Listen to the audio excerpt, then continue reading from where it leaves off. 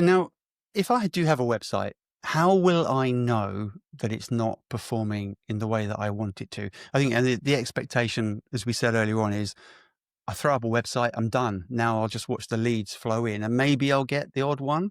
But how will I truly know that I'm not reaching my potential on my site? I think it first of all comes down to what you're looking for, right? So if you have thrown up a website and you don't have any idea of what you want to achieve, then if you have achieved nothing, you've done your goal, haven't you? Right. Yeah. Um, but if you throw up a website and you're like, right, I'm expecting business from it, therefore leads, so I'm expecting people to email me or something like that, then you have to understand what is blocking that, basically. An average, I don't want to get too technical in this stuff, but I think this particular mathematics, and I'm not good at maths, so this one's okay. An average conversion rate for most websites is anywhere from 1 to 3%. So if we're talking about a conversion being somebody filling out your contact form and asking to work with you or something like that, we need at least 100 people to come to the website to get one person to get in touch with us. So if we extrapolate that out further, if we have 1,000 people, I've kept it at one because it's easy. The maths are Yeah. easy. Yeah. If we have 1,000 people, the 1% return rate now is 10, right? So we need quite a lot of traffic before we actually start seeing anything happen with the website. So a lot of people, what they'll tend to do is that they'll launch their website and they, number one, won't look at the analytics. So they don't know how many people are looking at their website. They won't even have Google Analytics installed. So that is a tip I haven't even mentioned. Make sure you've got Google Analytics installed. That's one kind of factor. And if you're looking at those and you're only getting 50 views a month, then there is just no chance anybody is seeing your website. There's no chance people are going to get in touch because of the conversion rate thing. It's the same with social media. You know, if the generally an algorithmic built social media platform, they're sending anywhere from 1 to 5% of people who are liking and following you to look at your actual content. So if you've only got 10 people that have liked or followed your content, it goes to say that most people are not going to see your content. It's the Right. same with a website. So I get that you need traffic. So maybe in this episode we won't get into sort of the funnel, how you get traffic coming into your site. But if you have worked hard to get it, once it lands, it's got to convert. So we're going to spend a lot of time talking about content and structure and all the rest of it in a minute. But before we do, performance. If I've got a website that is really slow or it's just like really hard to use, does that get in the way? Absolutely. Performance is one of the big key factors these days. It can be difficult to assess because obviously most people will look at their own website, they'll look at it and they may get in touch with someone like me and say, my website's running slow. What does that mean? The first thing to look at, if we're talking about performance, we're really talking about how it's perceived by something like Google. Google is still the biggest search engine, 70% of the market, or something like, might even be more. Um, and Google have a tool to figure out your performance. It's called PageSpeed Insights. It's free to use. You just go over to PageSpeed Insights, plug your website in, and it'll give you a score out of 100. That's the simplest way to understand the performance of your website. It'll come back with a bunch of technical mumbo jumbo, but when you look at the score, if your score is any lower than 90 out of 100 on mobile, the same on desktop, you have potential issues because Google's search engine is using that as a ranking factor.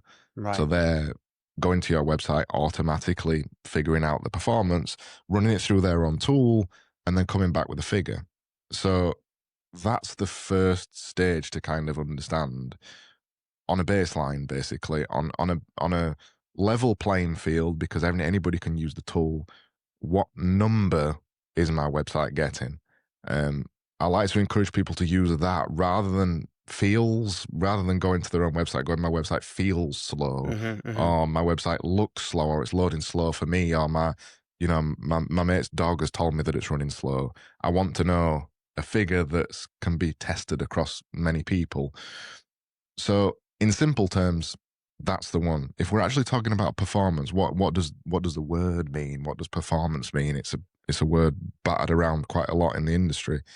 What we're actually talking about is not just the speed of how fast something loads.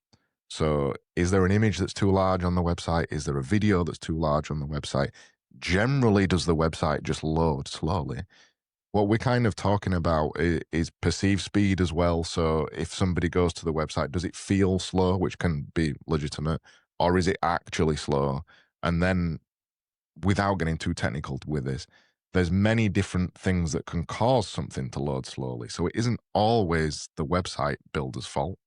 It can actually be your own internet. It can actually be your web browser, your computer, but it can also be other things. So it can be kind of on the domain level. So there might be issues over there, or it might actually be your website hosting and lots of other things. So it's one of the most important things, but it's also difficult to analyze yourself, which is why I always say go to that tool first. It'll give you a better idea.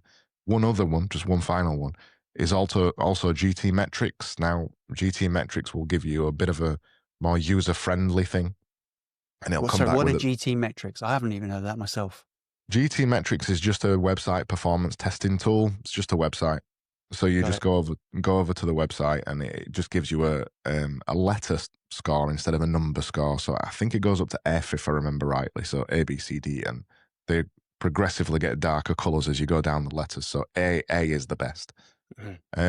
And it gives you again, like PageSpeed Insights, a bunch of things that you can fix that you could pass on to a developer. That's probably not something that you can fix the majority of them, but you can pass on to your developer if you have one. Right. Now, we're going to go through your 5 steps. We're going to get there in a second. But first, it would be great to get from you a couple of examples of what you've done.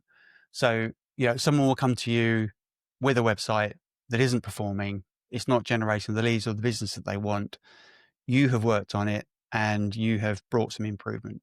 Can we walk through a couple of real examples that you have delivered? Yeah, so a recent client that we did was in the rather dull industry of laundry. So they sold giant washing machines, commercial washing machines. When we started working with them, they were running Google ads already. They thought they had decent websites and they were running Google ads. They were spending a couple of thousands a month to get 0 leads, pretty much 0.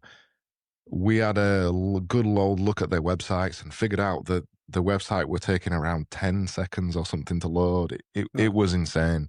There were real issues with their website. So in that instance, when I was talking about Google ads earlier, you are literally pissing the money up the wall, and that's Yeah. what they were doing month after month. So we rebuilt their websites for them, redesigned them, did a whole bunch of other lovely stuff to them, and now they're getting around 30 to 60 leads every month from their websites, running the same kind of Google ads process. So that's how they're generating traffic. So that's how they're getting people to go from nowhere to actually look at their website. And now they've got a website that's working. That makes it sound so simple, It Yeah. hasn't been. And by the way, were they, so there was some technical work there as well, but was that also predicated on the 5 things that we're going to go through today? Yeah, yeah. We always implement all of those. One of them is a warning rather than a thing that you have to implement. But yeah, we always keep those in mind. The issues that they had were coming from the majority of the things that we're going to mention, particularly the speed. That was the thing for them. So when you're running Google ads to a website, they're always testing it. So Google are always automatically testing it. Yeah. And if your website is performing rubbish, as in it's loading slowly, that's a big factor. And your Google ads actually get cheaper when your website is better. Right. So not only were they wasting money on clicks, because when somebody clicked, it took 10 seconds to load, and they never got to the website half of the time. It was actually at a point where 50% of the time the website didn't even load at all. It was a car crash. So they were wasting money that way, but also the clicks got cheaper too because the website was better. Google perceived it to be better within their automated tools because it was built properly, it loaded quickly, the design looked better, the content was better, all of these things. So that's one example.